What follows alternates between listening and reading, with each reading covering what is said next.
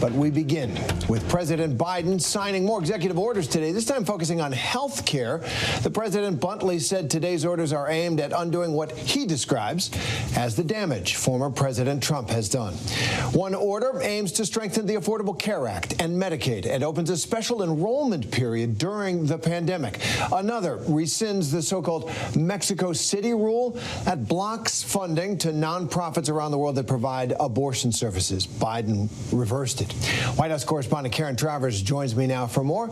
And Karen, so what do these orders tell you about President Biden's priorities? How significant are they? Yeah, you know, he campaigned on a promise to strengthen the Affordable Care Act, which, of course, was put into law when he was the vice president. And he had some very colorful language back then to describe what a big deal that law was. And then we saw during the Trump administration, after Republicans weren't able to repeal and replace Obamacare, the President Trump, through executive action and legal action, did what he could to try and chip away at the law. So Biden today, Terry, with this action, is taking first steps towards strengthening the Affordable Care Act. And it's all tied in with their pandemic response. You know, today he signed an executive order that will reopen enrollment in the Affordable Care Act, February 15th to May 15th, a 3-month window, sort of a special period right now where if you want to apply for coverage under Obamacare, you can do that. Going into 2020, there were nearly 30 million Americans who were without health insurance. And while the experts say it's not quite clear what the numbers were like last year because of COVID job losses, they expect that could be millions of more people who do not have coverage right now because they lost their job. So this is one way to help ease that burden for people, give them another chance to try and re-enroll. That new enrollment period. And Karen, President Biden's also trying to get this giant COVID relief package through Congress. Where do things stand there?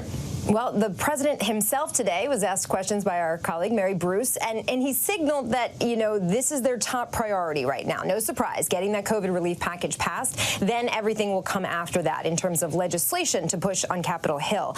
But there are a lot of calls now and questions about whether or not the White House is going to abandon the idea of that massive, ambitious, aggressive $1.9 trillion package. Start splitting it up into things that Republicans and Democrats can agree on, doing it in a piecemeal approach. President Biden told Mary Bruce that nobody forces him to do anything. And Terry, earlier this week, he said he doesn't like the idea of cherry picking and taking one thing you like past that, another thing you like and past that. He really feels, and so do White House officials, that they have to try and plow forward as far as they can to get this big package passed. But here's the reality, Terry. So many Republicans have said it's dead on arrival. It's too expensive. It's too wide-ranging. They're not going to do it.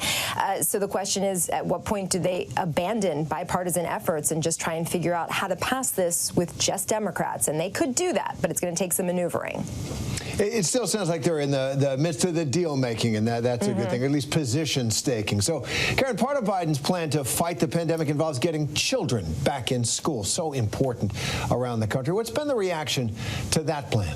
There's a lot of questions about what the plan actually is. And yesterday, Terry, at the White House briefing, I asked the press secretary, Jen Psaki, whether the administration was going to put out standards, metrics as to what a safe reopening of schools would look like. This was something that the Trump administration did not do. They really left that up to state and local officials. And of course, that sparks debates between teachers' unions, teachers, parents, administrators, and state and local politicians. So there's been a big push to say, tell us what we should be doing. Don't mandate it, but tell us what it should look like so we could figure out the targets to hit.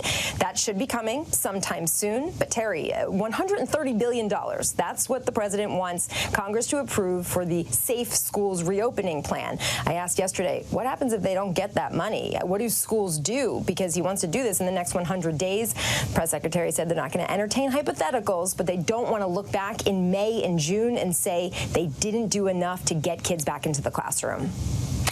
Karen Travers, our White House correspondent and multitasking mom, watching all this very carefully for us. Thanks very much.